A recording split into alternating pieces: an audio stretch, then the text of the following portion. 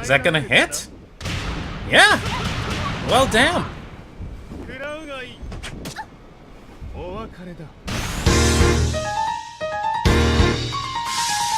Well, it's just like the title says, folks.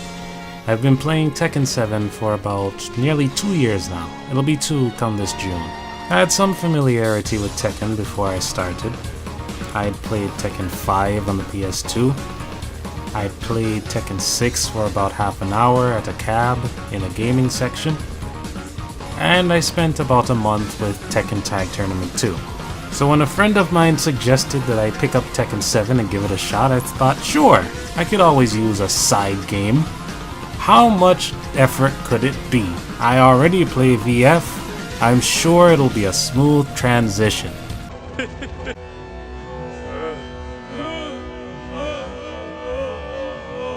Jump ahead to the present, where I'm actually having a quarter-life crisis because I'm wondering what good all my years of fighting game experience amount to if I can't reliably predict a bow and arrow from halfway across the screen. That's not to say that my time with Tekken has been completely frustrating though. I mean, there must be something that keeps drawing me back if I poured over 300 hours into this game. That's more time than I've spent on Slam Masters 2, more time than I've spent on Real Bout 2, more time that I've spent on Pokken Tournament, and that game I actually went to compete in tournaments for.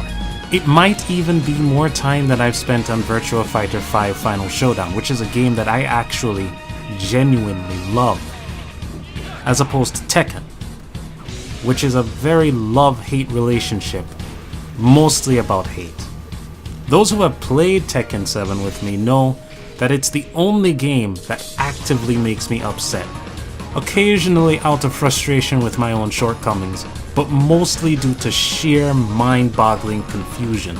If I were to try and anthropomorphize the relationship, Tekken 7 and I argue a lot, but the grabs are great.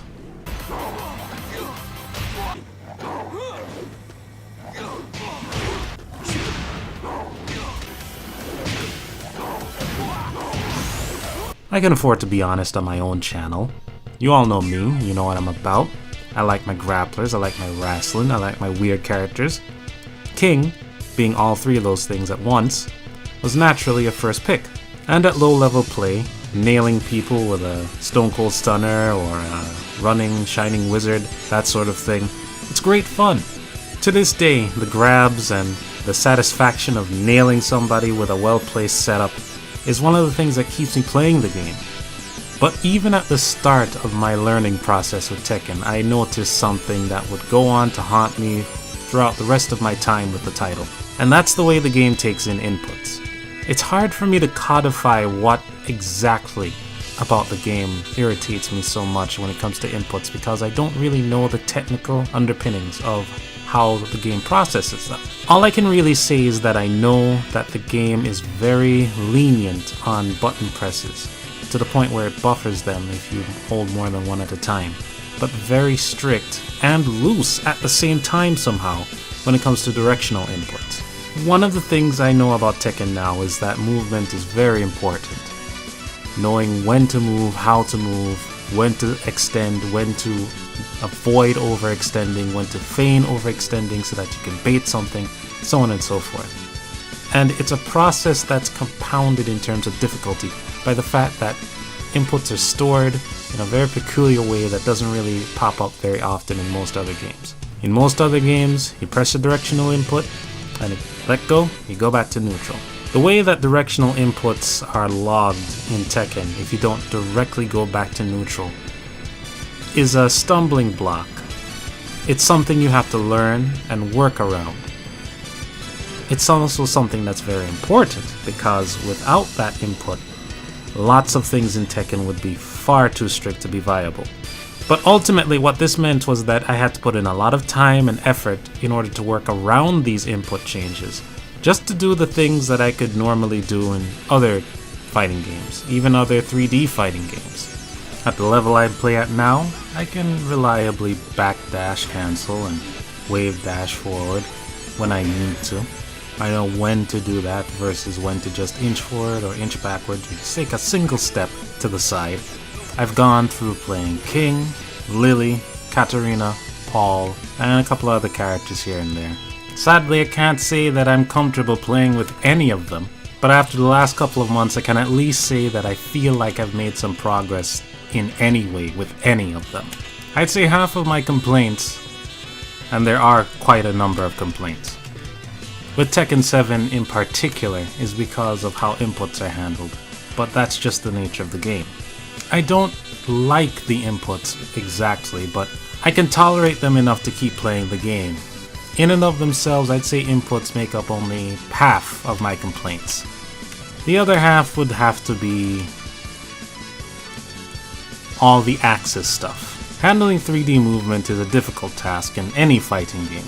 No one series has completely mastered it, and every series has a little jank when it comes to dealing with axes. But as far as the long-standing franchises go, I think Tekken has the worst track record when it comes to axis stuff. Tekken 7 may not be as bad as, say, Tekken Revolution when it comes to tracking axes, but it can get rough sometimes. Really rough. To this day, sometimes I get an interaction that I just have to stand there and ask why. Not towards anyone in particular, just why as a general concept. Why? If I had recorded every match I fought, you'd have a lot, and I mean a lot, of viable footage to just see how awful things can get. Between the game's issues with collision and axis movement and my own issues with the game's inputs, my first year playing Tekken could be summarized as Florida man is incapable of moving, flies off in strange direction, and then screams obscenities. But with time and practice, I improved to the point where that's not much of an issue anymore. I still get strange interactions all the time, but that's a game issue, and it's one that doesn't bother me as much anymore. At this point, nearly 2 years in, I feel I can finally differentiate what's my fault and what's the game's fault. And with that, I can finally just move on. I've learned Tekken to an extent. I've not mastered it because you can't master this game, but I've understood more than I did when I went in. And it will remain a side game for me, one that I can play with friends and just goof around in. One that I appreciate a lot more now that I've played it for some time and understand what's going on. But it won't eat up as much time as it has for me so far. Not anymore. I can finally move on to play, well, virtually anything else without feeling like I'm slacking on something. I finally transitioned from being free as a player to being free of doubt.